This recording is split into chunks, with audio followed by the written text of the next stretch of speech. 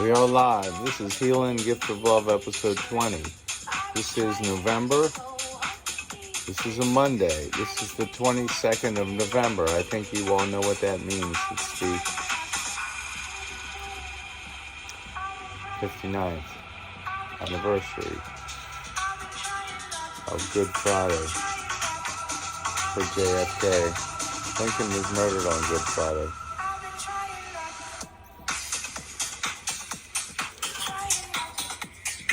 This is Deep End, John Summit.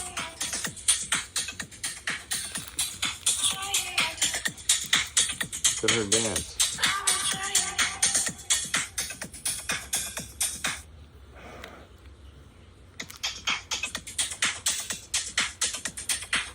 Look at that.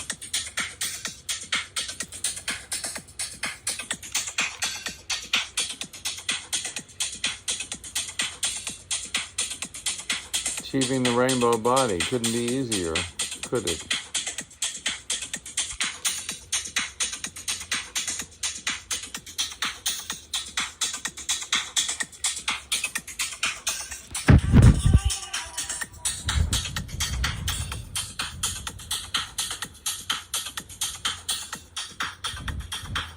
Okay, special resurrection.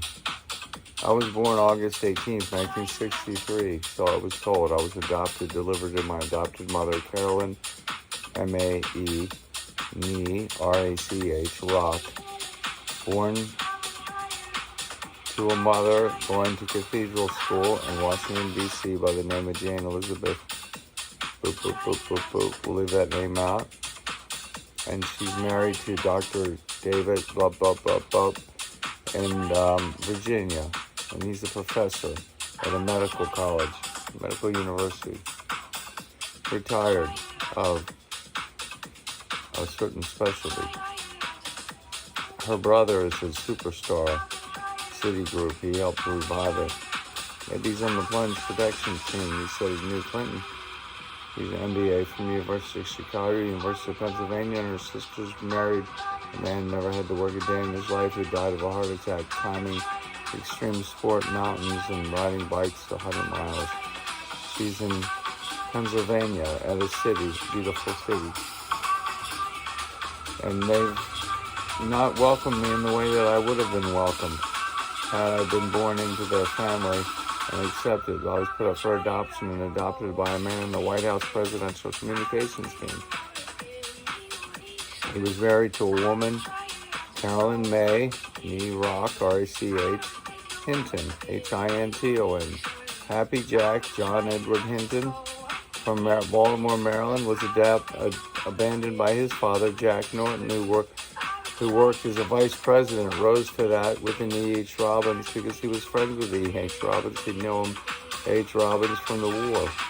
He abandoned my father at age 4 and married his secretary and went to Richmond, Virginia, across the street from a relative of mine, but weirdly enough is his granddaughter of A.H. Robbins, married to the chef of the restaurant that I worked for, Bistro Express, Robert Ramsey, Chef Robert Ramsey. My father, Happy Jack, has since passed away, so I can talk freely. He worked in the White House presidential communications team. So he said his leg was amputated the last 10 years, 11 years of his life. He had an $100,000 bionic leg. My stepmother's passed away, Bonnie Lee Hinton, Nee Michaels. Her cousin, George Nitzel, handled the will capably from Westminster, Maryland, right adjacent to Francis Scott Key's birthplace in Kalten Acres, Calton Acres.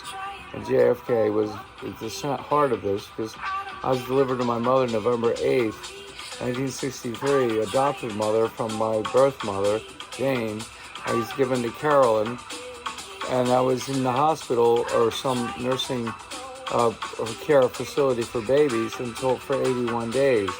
And interestingly, when I was in the hospital this year for 58 days, my room number was the date I was delivered to my mother, November 8th. And I thought to myself, what if Jackie Kennedy, I'm writing a spy mystery novel like Da Vinci Code, what if Jackie Kennedy knew her husband was going to be assassinated?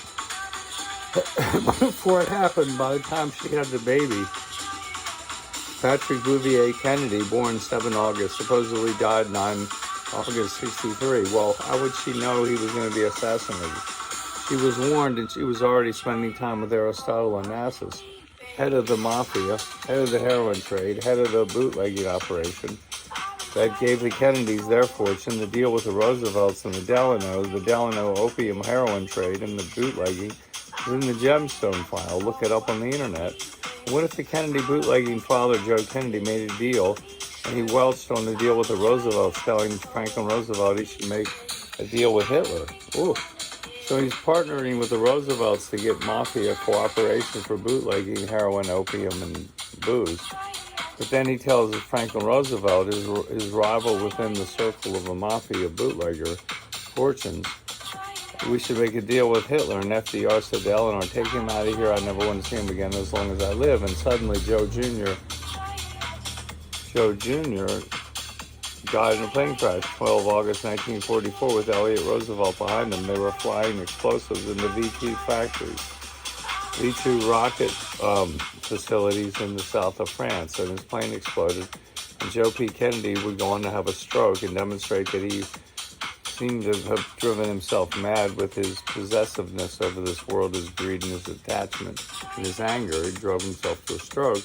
While he had a rug-chewing fit over the death of Joe P. Kennedy, who was supposed to be president, Joe P. Kennedy Jr. died 12 August 1944, and Joe P. Kennedy Sr. said, that fucking cripple in the White House killed my boy. That was because, as the ambassador to the court of St. James, Joe P. Kennedy came home from London, from the court of St. James, and said, oh, we should maybe make a deal with Adolf Hitler to Franklin Roosevelt. Are you kidding me? What the fuck? John F. Kennedy wasn't like that. He changed. He took LSD with Mary Pinchot Meyer. Look it up in Peter Janey's book, Janney. Timothy Leary's LSD was given to Mary Pinchot Meyer, whose husband, Gord Meyer, was number 2 in operations in the CIA. They were estranged and then divorced, and JFK's diary didn't exist. Her diary did exist, and she was murdered on the railroad tracks in June 64. And James Jesus Angleton and the editor of the Washington Post, Benjamin Crowninshield Bradley, from an old family in Boston Brahmin lineage, he was met by James Jesus Angleton, the head of counterintelligence operations in the CIA, looking for the diary of Mary Pinchot Meyer, which was going to reveal how JFK, the model for would go on to be the model for James T. Kirk for a broken nation to heal their wounds by seeing the hero on television like the president who had been slain so brutally by the criminals in action. The Bush factor, quintessential understanding it. See the documentaries, The Dark Legacy, parts 1 and 2, and then they killed Junior, and so maybe I'm the last one left standing if I'm really the baby that was switched and put up for adoption, because she knew, having met Aristotle Onassis and agreed ahead of time for protection, he didn't want a baby around, and they put him up for adoption with a 32nd degree Freemason. How about that for speculation? Well, I had men in jackets and ties come to me in my room and hotel, Portland, Oregon, and I dare them to come to me now. Okay, that's the end of episode